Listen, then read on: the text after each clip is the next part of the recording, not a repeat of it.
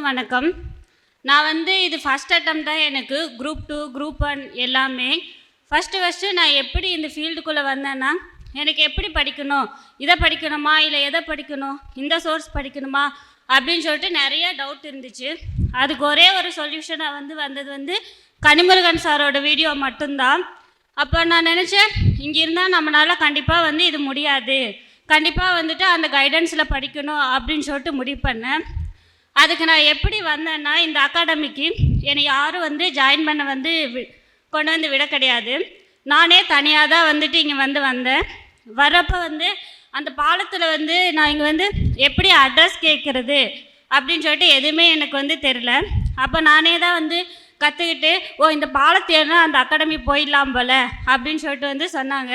அப்போ நான் அந்த பாலத்தில் ஏறும்போது உங்களுக்கே தெரியும் எவ்வளோ லக்கேஜு, புக்ஸு எல்லாமே நான் தனி ஒரு ஆளாக மட்டும்தான் எடுத்துகிட்டு வந்தேன். நான் எப்படியாச்சும் இந்த அகாடமிக்கு போயிட்டு ரீச் ஆகிடணும் அப்படின்னு சொல்லிட்டு அந்த குரல் எனக்கு கேட்டுகிட்டே இருந்துச்சு. எப்படியாச்சும் இங்கே வந்துடணும், படிக்கணும் அப்படின்னு சொல்லிட்டு அப்படி தான் நான் இந்த அகாடமிக்கு சேர்ந்தேன்.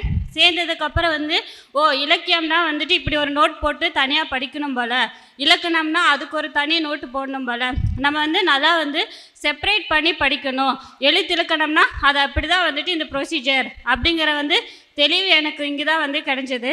அதுக்கப்புறம் நான் என்ன பண்ணேன், குரூப் 1 ப்ரிலிம்ஸு இங்கே தான் படித்தேன் 22ல். அதுவும் எனக்கு ஃபஸ்ட் அட்டெம்ப்ட் தான். அப்போ சார்கிட்டேருந்து எனக்கு ஃபோன் வந்துச்சு ரிசல்ட் டே அன்னைக்கு. சுகேஷ் சார் தான் எனக்கு கால் பண்ணியிருந்தார். அம்மா நீங்கள் இந்த மாதிரி ப்ரிலிம்ஸில் செலக்ட் ஆகிருக்கீங்க, நான் எந்த குரலை நினச்சி இங்கே ஜாயின் பண்ணணும், அதே குரல் எனக்கு கால் பண்ணி சொல்கிறாங்க, நீங்கள் ப்ரிலிம்ஸ் கிளியர் பண்ணிட்டீங்க அப்படின்னு சொல்லிட்டு. அன்றைக்கி ரொம்ப சந்தோஷமாக இருந்தேன்.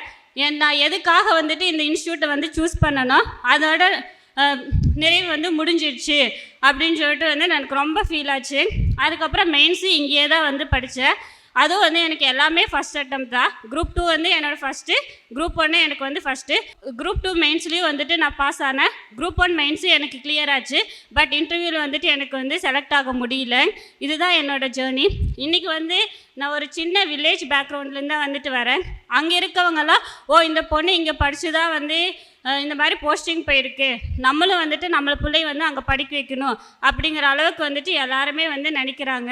அது மட்டும் இல்லாமல் நான் இன்றைக்கி ஒரு 10 பேர்த்துக்கு இந்த டிஎன்பிஎஸ்னா இதுதான், நீங்கள் இப்படி படிங்க அப்படிங்கிறதுக்கு எனக்கு எடுத்து சொல்கிற அளவுக்கு ஒரு நாலேஜ் கெயின் ஆகிருக்கு.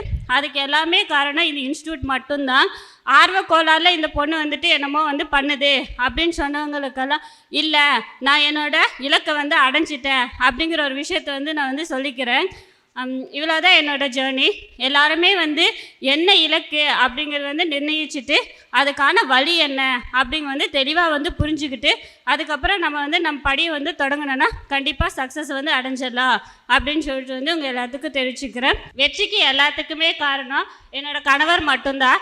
அவர் நினச்சிருந்தா என்னை படிக்க வேண்டாம், நீங்கள் வீட்டு வேலை செய்யுங்க அப்படின்னு சொல்லிட்டு சொல்லியிருக்கலாம். ஆனால் அவர் அப்படி சொல்லலை. அதுக்காக அவர் நான் மேடைக்கு கூப்பிட்டுக்கிறேன். அனைவருக்கும் வணக்கங்க. நான் பல்லடம், திருப்பூர் டிஸ்ட்ரிக்ட் பல்லடத்துலேருந்து வரேங்க. இவங்க என்னோடய மிஸ்ஸஸ்ஸு. இப்போ ஃபஸ்ட்டு இதுலேயே இப்போ இது பண்ணியிருக்காங்க. ஆக்சுவலாக இவங்க பிஹெச்டி பண்ணிகிட்டு இருந்தாங்க பாரதிய யூனிவர்சிட்டியில். அது கொரோனா சமயத்தினால கொஞ்சம் பிரேக் ஆனதுனால தான் சரி இப்படி நான் பண்ணுறேங்க, நான் போகிறேன் அப்படின்னு சொல்லி அதெல்லாம் அவங்களுடைய தனி முயற்சி தான். இப்படி சுரேஷ் போகணும் நான் அப்போ சொன்னேன். ஏன்னா எங்களோட டிஸ்ட்ரிக்ட்லாம் பார்த்தீங்கன்னா நல்லா கோயம்புத்தூர் டிஸ்ட்ரிக்ட்லாம் உங்களுக்கு தெரியும், நல்லா ஒரு இதாக இருக்கும். இங்கே சொன்னால் தண்ணி இல்லை, ஏன்னா நான் ட்ராவல்ஸ் ஃபீல்டில் இருக்கிறேன், அதனால் இங்கே நடக்கிற எல்லா விஷயம் எனக்கு தெரியும். ஒரு டிஸ்ட்ரிக்ட் போனால் எப்படி இருக்கும் என்னன்னு நான் சொன்னேன். இதெல்லாம் உங்களுக்கு செட் ஆகாது, அங்கே போய் இருக்க முடியாது, ரொம்ப கஷ்டம் அப்படின்னு சொன்னேன். இருந்தாலும் ஒரு தனி முயற்சி. ஆனால் சொன்ன மாதிரிங்களா, பணம் கொடுத்தது மட்டும்தான், நான் படித்தது எல்லாமே அவங்க தான். நான் சொல்லும் போதே உன்னால் இருக்க முடியுமா, நீ போய் தனி முயற்சியாக செஞ்சுப்பார் அப்படின்னு சொன்னேன். இந்த பாலத்தை பற்றி சொன்னாங்கல்ல, அது என்கிட்ட ஒவ்வொரு நாளும் சொல்லுவாங்க ஃபீல் பண்ணி. நான் அதில் மேலே இவங்க நான் கிளாஸ் பார்க்க போகும்போது ஒரு தடவை சொன்னாங்க, இந்த பாலத்தில் நான் வந்தேன் இப்படி பாருங்கள். நான் இன்னும் பாலத்தில் போகிறது என்ன ஒரு மேட்ரு, நான் ஆட்டோவில் தானே வந்தேன், நான் ஆட்டோவில் வராதிங்க நடந்து வாங்க அப்படின்னு சொல்லி நடந்து வர சொன்னாங்க நைட் ட்ராவல்ஸ்லேருந்து. அப்போ தான் யோசிச்சு பார்த்தேன். இப்போ சொன்னபோது கூட அதை யோசித்தேன்.